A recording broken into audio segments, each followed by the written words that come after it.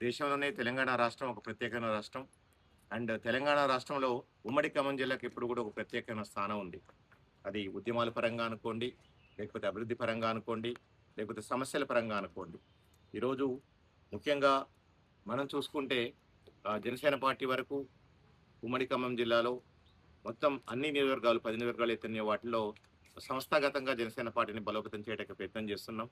దానిలో భాగంగా నేను, నాతో పాటు ఆహ్, ఆహ్, మా మిత్రులు తమ్ముడు మిర్యాల రామకృష్ణ గారు, వారు లాస్ట్ టైమ్ ఖమ్మం అసెంబ్లీ నియోజకవర్గం నుంచి పోటీ చేయడం కూడా జరిగింది జనసేన పార్టీ తరఫున. ఇప్పుడు ఖమ్మం పార్లమెంట్ నియోజకవర్గానికి ఇన్ఛార్జిగా పనిచేస్తున్నారు. అలాగనే బండి నరేష్ సత్తుపల్లి జనసేన ఇన్ఛార్జ్. అలాగనే నా మరో మిత్రులు ఆహ్, రాము యాదవ్ గారు జనసేన రాష్ట్ర నాయకులు. అలాగనే మా సాదిక్ గారు జనసేన కొత్తగూడెం పట్టణ అధ్యక్షులు. అలాగనే మిగిలిన మా జనసేన వీర మహిళలు అందరూ కూడా ఈరోజు ఇక్కడ ఎస్పెషల్లీ భద్రాద్రి కొత్తగూడెం జిల్లాలో అండ్ కొత్తగూడెం సంబంధించి జనసేన పార్టీని బలోపేతం చేయాలి. సంస్థాగతంగా దీన్ని నిర్మాణం చేసుకోవాలని దానిలో కార్యక్రమంలో భాగంగా ఇక్కడ కార్యక్రమాలు నిర్వహిస్తున్నాం. అండ్ రాబోయే రోజుల్లో భద్రాద్రి కొత్తగూడెం జిల్లాలోనే కాకుండా ఉమ్మడి ఖమ్మం జిల్లాలోని డెఫినెట్‌గా ఇది ఒక రాజకీయ ప్రత్యామ్నాయ శక్తిగా ఎదుగుతుంది. అండ్ ఇప్పుడే మేము ఉదయం మధిర నియోజకవర్గం ఏదైతే మన ఉప ముఖ్యమంత్రి వర్యులు మల్లు భట్టి విక్రమార్క గారు ప్రాతినిధ్యం వహిస్తున్న మధిర నియోజకవర్గంలో మా మధిర నియోజకవర్గ జనసేన ముఖ్య కార్యకర్తల సమావేశం నిర్వహించుకొని డైరెక్ట్‌గా ఇక్కడికి రావడం జరుగుతుంది. అండ్ వచ్చే ఆదివారం వచ్చేసి మన భద్రాద్రి కొత్తగూడెంలోని అశ్వారావుపేట నియోజకవర్గంలో మళ్ళీ కూడా జనసేన ముఖ్య కార్యకర్తల సమావేశం నిర్వహించుకుంటున్నాం. అండ్ ఈ అశ్వాపురం జనసేన ముఖ్య కార్యకర్తల సమావేశాన్ని కూడా అక్కడ ఉన్న 5 మండలాల నుంచి కూడా పెద్ద ఎత్తున మా జనసేన సాధకులు, అలాగనే ఉద్యములు, అలాగనే మా జనసేన కార్యకర్తలందరూ కూడా పెద్ద ఎత్తున వచ్చేసి దాన్ని విజయవంతం చేయాలని మనస్ఫూర్తిగా కోరుకుంటున్నాం. ఇకపోతే మా కార్యాచరణ వరకు వచ్చే రాబోయే రోజుల్లో జరిగే అన్ని ఎలక్షన్స్ అవి ఉమ్మడి ఖమ్మం జిల్లాలో ఎంపీటీసీ, జడ్పీటీసీ ఎలక్షన్స్‌లో మా జనసేన సైనికులు అనుకోండి, మా నాయకులు అనుకోండి, వివిధ స్థాయిల్లో ఉన్నవాళ్ళు రేపు అన్ని వాటిల్లో కూడా కాంటెస్ట్ చేయబోతున్నారు. దానితో పాటు మున్సిపల్ కార్పొరేషన్ ఏదైతుందో ఖమ్మం మున్సిపల్ కార్పొరేషన్ నవంబర్‌లో ఎలక్షన్ జరుగుతాయని చెప్పేసి అంటున్నారు. సో అన్ని ఇప్పటికున్న 60 డివిజన్స్‌లో కూడా మేము పోటీ చేయబోతున్నాం.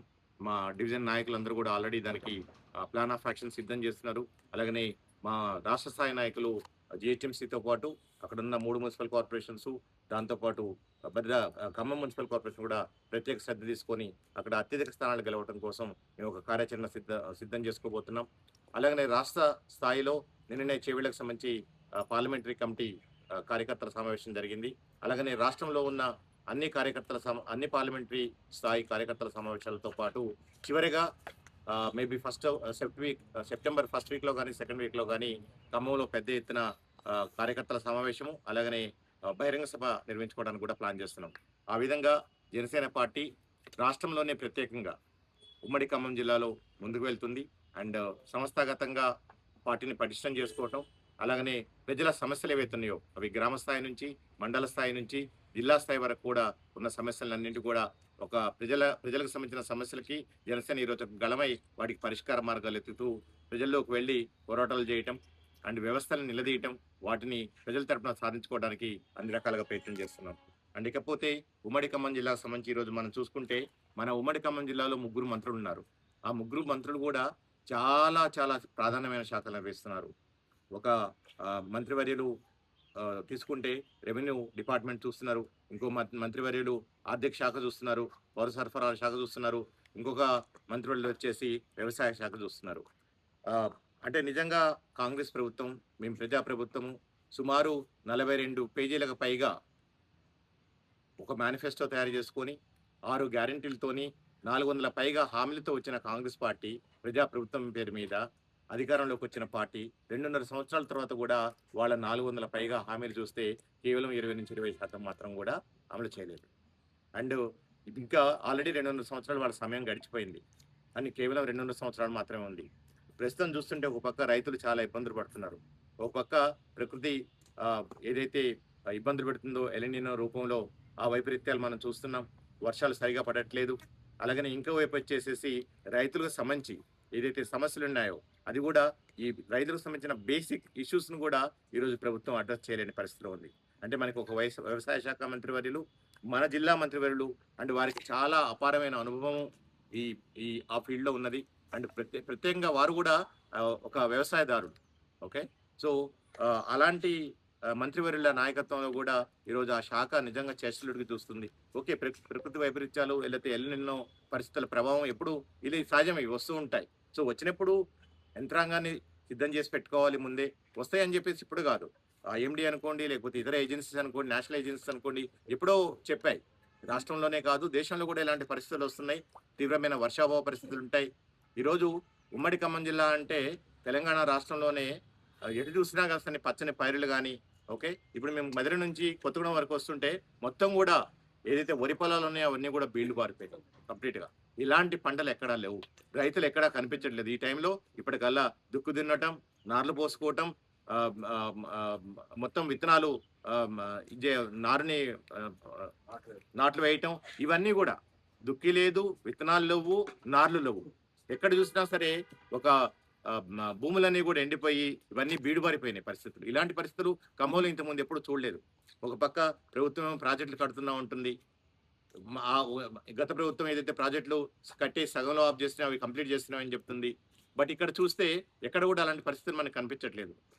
సో సీతమ్మ సాగర్ ప్రాజెక్ట్ ఏదో అది ఇంకా కూడా అందుబాటులోకి రాని పరిస్థితులు ఈరోజు కనిపిస్తున్నాయి. అండ్ ఖమ్మంలో ఇలాంటి పరిస్థితులు, ఎస్పెషలీ రైతులు రోడ్లు ఎక్కే పరిస్థితులు. ఆల్రెడీ విద్యార్థి లోకం రోడ్లు ఎక్కింది, యువత రోడ్లు ఎక్కింది, మహిళలు రోడ్లు ఎక్కుతున్నారు, నిరుద్యోగులు రోడ్లు ఎక్కుతున్నారు. అలాంటి పరిస్థితుల్లో ఈరోజు ఏదైతే దేశానికి రాష్ట్రానికి అన్నం పెట్టే రైతు కూడా ఈ సోకాళ్ళు ప్రజాప్రభుత్వం పరిపాలనలో ఈరోజు రోడ్లు ఎక్కే పరిస్థితి ఈరోజు దాపరించుతుంది. అండ్ వాళ్ళకి కావాల్సిన ఏవైనా సరే, ఒకటి ప్రత్యామ్నాయ పంటల వైపు మళ్లించడంలో ఈ ప్రభుత్వం పూర్తిగా విఫలమైందని చెప్పవచ్చు. వదిలిపెట్టండి, 400 హామీలు ఏదైతే ఇచ్చారో 400 హామీలు ప్రజలు ఎప్పుడూ అడగలేదు. మీరు మీ అంతటా మీరే ఒక మేనిఫెస్టోని అన్నిటి మీద ప్రమాణం చేసేసి మీరు చెప్పారు. ఖమ్మం సభలోనే ఆశీర్వాద సభ, చాలా రకాల ఆశీర్వాద సభలు పెట్టారు. రైతు ఆశీర్వాద సభ అన్నారు, యువత ఆశీర్వాద సభ అన్నారు, నిరుద్యోగుల ఆశీర్వాద సభ అన్నారు. ఓకే, వరంగల్లో వచ్చేసి ఇంకొక డిక్లరేషన్ సభ, బీసీ డిక్లరేషన్ సభను పెట్టారు. అన్ని రకాలుగా పెట్టడం జరిగింది. బట్ ఏదైతే మాటల్లో చెప్పినాయో, పేపర్ల మీద ఏదైతే చూపెట్టారో, కాగితాలు ఏదైతే చూపెట్టారో, అది నిజంగా చూస్తే, ప్రత్యేకంగా మనం ఫీల్డ్లో చూస్తే అలాంటి పరిస్థితులు లేవు. ప్రతి వారం కూడా సైరన్లు వేసుకొని ఒక్కొక్క మినిస్టర్ వంతుల వారికి వస్తున్నారు ఉమ్మడి ఖమ్మం జిల్లాకి. 3 ప్రతి వారం తిరుగుతూ ఉన్నారు. బట్ ప్రజల సమస్యలు మాత్రం ఎక్కడికక్కడే గొంగళేసినట్టున్నాయి. ఈరోజు నిజంగా చాలా బాధ. అంటే ఉమ్మడి ఖమ్మం జిల్లాకి ఎలాంటి పరిస్థితి అంటే రాష్ట్రంలో ఎలాంటి పరిస్థితులనే మనం చెప్పుకోవచ్చు. సో మేము ముఖ్యంగా మీ ద్వారా ప్రభుత్వాన్ని ఈరోజు డిమాండ్ చేస్తున్నాం. ఈరోజు రైతులకి, దేశానికి వెన్నెముక రైతులని చెప్పుకుంటాం. అండ్ ఈరోజు అన్నం పెట్టే రైతులు ఈరోజు రోడ్లు ఎక్కాల్సిన పరిస్థితి వచ్చింది. అది ఎరువుల కోసం అయితేంది, వాళ్ళని ప్రత్యామ్నాయ పంటల వైపు మళ్లించడం అనుకోండి, వాళ్ళకి అవగాహన కల్పించడంతో అనుకోండి, అది ప్రజా నాయకులతో పాటు, అంటే మీలాంటి ప్రజాప్రతినిధులతో పాటు ఈరోజు అధికార యంత్రాంగం కూడా చెస్టుడికి పనిచేస్తున్నది. సో మీరు ఒక యూరియా యాపే చూసుకోండి, ఫెర్టిలైజర్ యాప్ అని ఒకటి పెట్టారు. ఓకే, అది మన ప్యాడీకే కాకుండా మిగిలిన పంటలకు కూడా ఫెర్టిలైజర్, డిఫరెంట్ ఫెర్టిలైజర్స్ కావాలి. ఈరోజు మీరు యూరియా కానీ లేదా ఇతర ఫెర్టిలైజర్స్ అన్ని కూడా యాప్ ద్వారా మీరు బుక్ చేసుకోవడం. ఎంతమంది రైతుల దగ్గర స్మార్ట్ ఫోన్స్ ఉన్నాయి? స్మార్ట్ ఫోన్స్ ఉంటే ఎంతమంది రైతుల దగ్గర ఆ స్మార్ట్ ఫోన్స్ లో ఫెర్టిలైజర్ యాప్ని డౌన్లోడ్ చేసుకొని వాటి ద్వారా ఎరువులను బుక్ చేసుకునే జ్ఞానం ఉంది వాళ్ళ దగ్గర? ఎంతమంది? అంటే మీరు ఒక పర్టికులర్ టైం ఇస్తున్నారు, ఒక స్లాట్ ఇస్తున్నారు. ఒకవేళ ఫర్ ఎగ్జాంపుల్ 3 o'clock మీరు టైం ఇచ్చి మీరు ఇన్ని ఎరువులు బుక్ చేసుకోవాలి, ఒక కోటా ఇచ్చారు. ఆ కోటాలో బుక్ చేసుకున్న తర్వాత 3 గంటలకు స్టార్ట్ అయిన ఓపెన్ అయిన యాప్ 2-3 నిమిషాల్లో మొత్తం కూడా మళ్ళీ టోటల్ బ్లాక్ అయిపోతుంది కంప్లీట్గా. ఇలాంటి పరిస్థితులు ఉన్నాయి. ఈరోజు ప్రధాన ప్రతిపక్షం అని చెప్పుకుంటున్న బీఆర్ఎస్ పార్టీ కూడా ఈరోజు ఇక్కడే వాళ్ళు డైవర్షన్ పాలిటిక్స్. ఎక్కడా సరే ఈ 2 పార్టీలు కూడా, ఒక పక్క కాంగ్రెస్ పార్టీ, ఇంకో పక్క బీఆర్ఎస్ పార్టీ డైవర్షన్ పాలిటిక్స్ చేయడంలో తప్పింది. ఎందుకంటే ప్రజల సమస్యల్ని దారి మళ్లించాలి. ఈ ప్రభుత్వం చేసిన తప్పుల్ని ఆ ప్రభుత్వం మీద రుద్దటం, ఆ ప్రభుత్వం చేసిన సమస్యల్ని ఈ ప్రభుత్వం మీద, ఇది తప్పితే రాష్ట్రంలో డైవర్షన్ పాలిటిక్స్ తప్పితే ఇంకో పాలిటిక్స్ జరగట్లేదు.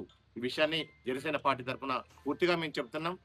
ఈ రైతులకు సంబంధించి ఇమీడియట్ గా మన ఉమ్మడి ఖమ్మం జిల్లాకు సంబంధించిన గౌరవనీయులు వ్యవసాయ శాఖ మంత్రులు గారు ఇమీడియట్ గా దృష్టి పెట్టాలి. అలాగనే తెలంగాణ రాష్ట్ర ప్రభుత్వం ఏదైతే హామీలు ఇచ్చిందో ఈ రోజు, ఆ హామీలు అట్లీస్ట్ మీరు 50% అన్న ఫుల్ఫిల్ చేయండి. ఒక పక్క నిరుద్యోగ యువత 2 లక్షల ఉద్యోగాలు ఏమైపోయినాయో తెలియదు. అలాగనే విద్యార్థులకి ఫీజు రీంబర్స్మెంట్ సుమారు 8,000 నుంచి 10,000 కోట్ల రూపాయలు. ఆ పిల్లలకి కాలేజీలు కోర్సెస్ కంప్లీట్ అయిన తర్వాత వాళ్ళకి సర్టిఫికెట్స్ ఈరోజు ఇవ్వలేని పరిస్థితుల్లో ఉన్నాయి. వాళ్ళు ఉద్యోగాలకి లేదా పై చదువులకు పోలేని పరిస్థితుల్లో ఉన్నాయి. అంటే మీరు ఈరోజు ఫీజు రియంబర్స్మెంట్ కూడా చేయలేని పరిస్థితుల్లో ఉన్నారు. సో అక్కడేమో నేషనల్ లెవెల్‌లో జరుగుతున్న యాజిటేషన్‌లో ఉద్యమంలో వచ్చేసేసి కేంద్ర మంత్రి రాజీనామా చేశారు ఈరోజు. మీరు డిమాండ్ చేశారు. బట్ మీరు చేస్తున్న తప్పులకి, మీరు చేస్తున్న వైఫల్యాలకి, మీరు చేస్తున్న అన్యాయాలకి యువతకు కానియండి, రైతులకు కానియండి, నిరుద్యోగులకు కానియండి, విద్యార్థులకు కానియండి, వాటికి ఎవరు రాజీనామా చేయాలి? మరి మీరు కూడా బాధ్యత తీసుకోవాలి గదా! ప్రజాప్రభుత్వం చెప్పుకున్నప్పుడు.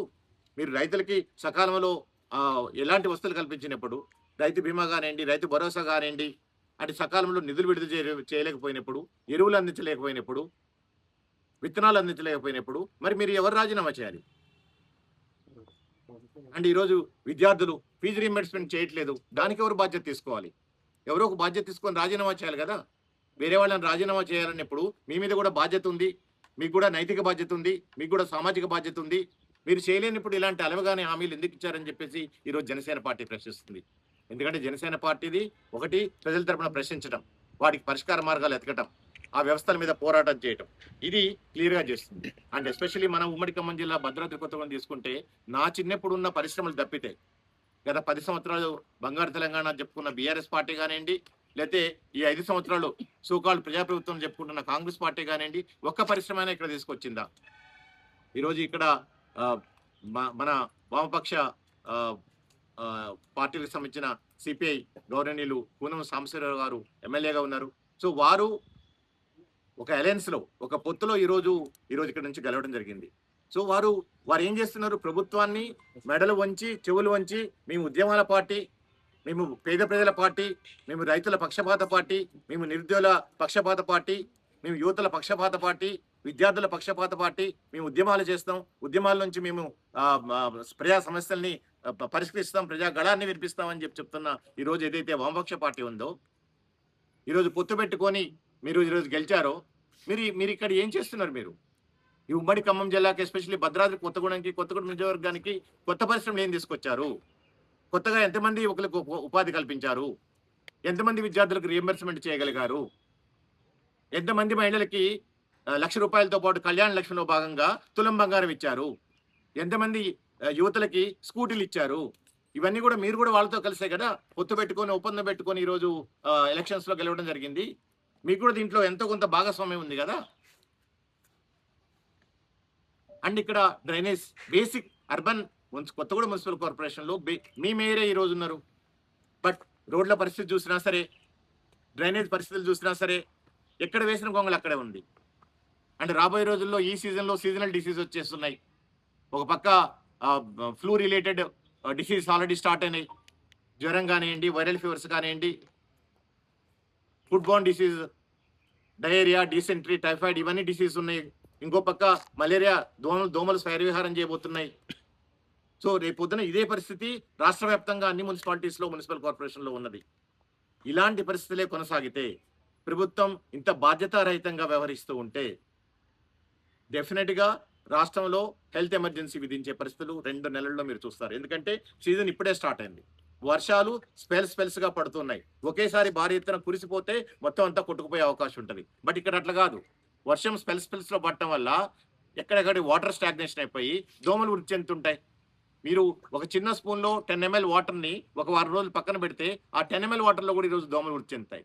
అండ్ డెంగీ, మన ఖమ్మం జిల్లా దగ్గర బోనకల్ అనుకోండి, చుట్టుపక్కల ప్రాంతాలు డెంగీ ప్రోన్ ఏరియాస్ కంప్లీట్లీ. ఎప్పుడు కూడా అక్కడ అవుట్ బ్రేక్స్ చూస్తుంటాం. కొన్ని వందల సంఖ్యలో కేసులు చూస్తుంటాం. వందల సంఖ్యలో డెంగ్యూ షాక్ సెంటర్లోకి పోయే కేసులు మనం చూస్తుంటాం.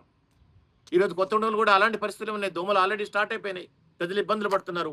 దానికి సంబంధించి ఫాగింగ్ కానివ్వండి, స్ప్రేయింగ్ కానివ్వండి, లేకపోతే ఇలాంటీ కార్యక్రమం యాంటీ లార్వా ఆపరేషన్స్ ఎక్కడ చేస్తున్నారు.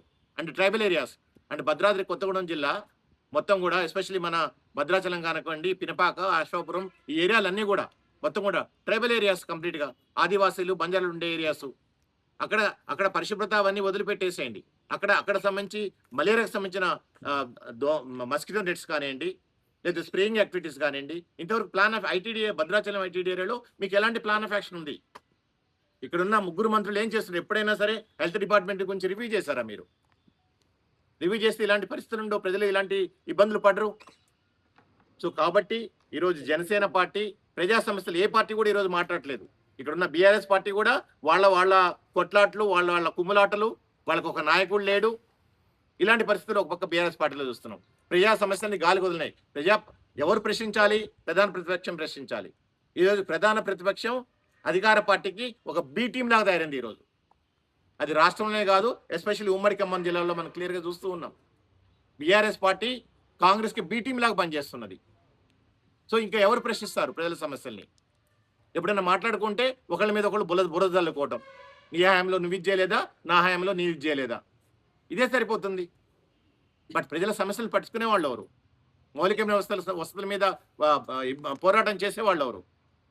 వామపక్షాలు పూర్తిగా కనుమరుగైపోయినాయి. ఆ ఉద్యమాలు తీసుకువెళ్ళేసి మళ్ళీ కాంగ్రెస్లో కలిపేసుకున్నారు. అంటే ఏ ఎండకా గొడుగు పట్టడం తప్పితే మనం ఇంకా ఏం కూడా కనపట్లేదు. అండ్ ముఖ్యంగా పోడు భూములకు సంబంధించిన సమస్య. మొన్న ఈ మధ్యనే అశోపురం మనబోతులపాడు గ్రామం, మా నాన్నగారు అక్కడ సుమారు 45 సంవత్సరాల పైగా ప్రాక్టీస్ చేశారు. ఆ ఊర్లు, హ్యామ్లెట్స్, ట్రైబల్ హ్యామ్లెట్స్ అంతా కూడా తిరిగేవాళ్ళు. ఎక్కడో చిన్న ఒక 10 గుడిసెలు వేసుకొని, 50 గుడిసెలు వేసుకొని చిన్నగా వాళ్ళ జీవన వృత్తి కోసం, వాళ్ళ పొట్ట నింపుకోవడం కోసం ఏవో చిన్నవి చేసుకుంటూ ఉంటే, ఇక్కడ ఒక పక్క అధికారులు అనుకోండి, ఇంకో పక్క నాయకులు అనుకోండి, ఇదే వాళ్ళు ఏం చేశారని చెప్పేసి వాళ్ళు ఎవరైనా దోచుకున్నారా మీకులాగా? లేదా వాళ్ళు ఏమైనా పెద్ద పెద్ద భవంతులు కట్టుకున్నారా? లేదా పెద్ద పెద్ద కార్లు తిరుగుతున్నారా? కూరగాయలు పండించుకుంటున్నారు, ఇంటికి సంబంధించిన పిల్లలకు సంబంధించిన ఆహారం ధాన్యాలు పండించుకుంటున్నారు. అది చేయడం కూడా తప్పేనా? ఈరోజు ఫారెస్ట్ డిపార్ట్మెంట్ అధికారులు మీరు చూసింటారు వీడియోలో మొత్తం కూడా. ఎంత దారుణమైన విషయం! మహిళల్ని ఎట్టలాగేశారు ఈరోజు, ఆదివాసీ మహిళల్ని. అంటే ఈ సమస్య ఈ రోజుది కాదు. భద్రాద్రి కొత్తగూడెం సంబంధించి, ఐటీడీకి సంబంధించి ఈ పోడు భూముల సమస్యలకి ఎందుకు మీరు పరిష్కారం చూపెట్టట్లేదు? మీరు ఏం చేస్తున్నారు? ప్రభుత్వం అన్నీ కూడా పేపర్ మీద అన్నీ చక్కగా ఉంటాయి, బట్ వాటి పరిష్కార మార్గం వచ్చేసేసి ప్లాన్ ఎగ్జిక్యూషన్లో వచ్చేసి ఎక్కడ ఏం కనిపించదు. సో ఇది చాలా చాలా చాలా తీవ్రమైన సమస్య. సో జనసేన పార్టీ ఈరోజు ప్రశ్నిస్తున్నది, ఇప్పుడు మీ 2 పార్టీలకి ప్రత్యామ్నాయంగా ఉమ్మడి ఖమ్మం జిల్లాలోనే కాకుండా తెలంగాణ రాష్ట్రంలో కూడా ఒక ప్రత్యామ్నాయ రాజశక్తిగా మా పవన్ కళ్యాణ్ గారి ఆధ్వర్యంలో, మా జనసేన అధ్యక్షుల ఆధ్వర్యంలో ఎదుగుతుంది. అండ్ రాబోయే రోజుల్లో ఇంతకుముందే చెప్పడం జరిగింది, అన్ని ఎలక్షన్స్లో కూడా మేము పోటీ చేయబోతున్నాం. ఓకే, మా జనసేన కార్యకర్తలు ఎవరుతున్నారో వాళ్ళు ప్రతి గ్రామ స్థాయి నుంచి, మండల స్థాయి నుంచి జిల్లా స్థాయి వరకు కూడా ప్రశ్నిస్తూనే ఉంటారు, మీ మీద పోరాటం చేస్తూనే ఉంటారు. సో దయచేసి మీడియా మిత్రులను కూడా రిక్వెస్ట్ చేస్తున్నాం, ఈరోజు ఒక నీతి, నిజాయితీ, నిబద్ధతతో కూడిన పార్టీ, ప్రజలే కేంద్రంగా పరిపాలన జరగాలనుకునే పార్టీ, అలాగనే రాజకీయ జవాబుదారితనంతో కూడిన పార్టీ ఏదైతే ఉందో జనసేన పార్టీ, ఈరోజు ఆ పార్టీ ప్రజా సమస్యల్ని తన సమస్యలుగా ఒక గళంతో ముందుకు తీసుకొని రావడం జరుగుతుంది. ఈ పోరాటం ప్రజా సమస్యలు పోయేంత వరకు, అలాగనే ఏదైతే జనసేన పార్టీ ఒక ప్రత్యామ్నాయ శక్తిగా ఈరోజు ఆంధ్రాలో ఎలాంటి పరిస్థితులు మీరు చూస్తూ ఉన్నారు. మా అధ్యక్షులు వారు ఏదైతే డిపార్ట్మెంట్ నిర్వహిస్తున్నారో, Panchayati Raj department and rural development department దేశంలోనే మొట్టమొదటి స్థాయిలో ఉన్న డిపార్ట్మెంట్, నెంబర్ 1 స్థాయిలో ఉన్న డిపార్ట్మెంట్. అదే మన రాష్ట్రంలో ఆ డిపార్ట్మెంట్ స్థాయి మనం చెప్పుకోవడం కూడా బాగోదు. మన రాష్ట్రానికే పరువు తక్కువ విషయం. ఎందుకంటే అలాంటి నాయకత్వంలో ఏర్పడిన పార్టీ ఇది 1 రోజు 2 రోజుల్లో పుట్టిన పార్టీ కాదు. 14 సంవత్సరాల నుంచి కూడా నిరంతరం పోరాటం చేస్తూ ఈరోజు ఈ స్థాయికి చేరుకున్నది. ఆంధ్రప్రదేశ్లో కానీ లేదా జాతీయ స్థాయిలో కానీ ఈరోజు 2 పార్టీలు అధికారంలోకి వచ్చాయంటే అది కేవలం జనసేన పార్టీ సపోర్ట్తోని, జనసేన పార్టీ నాయకత్వంలో. అండ్ రాబోయే రోజుల్లో కూడా తెలంగాణ రాష్ట్రంలో జనసేన పార్టీ అధికారంలో రాబోతుంది. అండ్ వచ్చే అన్ని ఎలక్షన్స్లో పోటీ చేయడం జరుగుతుంది. అండ్ లైక్ మైండెడ్ పార్టీస్తోని, ఈ భావజాలం ఉన్న పార్టీలతోని కలిసి ముందుకెళ్తామని చెప్పి మరొకసారి తెలియజేస్తూ, ఈ ప్రజాప్రభుత్వాన్ని నిజంగా మీరు తక్షణం ఇలాంటి సమస్యల్ని పరిష్కరించండి. మీకు చేత కాకపోతే దయచేసి మీ బాధ్యతలకి రాజీనామా చేసేయండి అని ప్రజల తరపున మిమ్మల్ని డిమాండ్ చేస్తున్నాను. Thank you.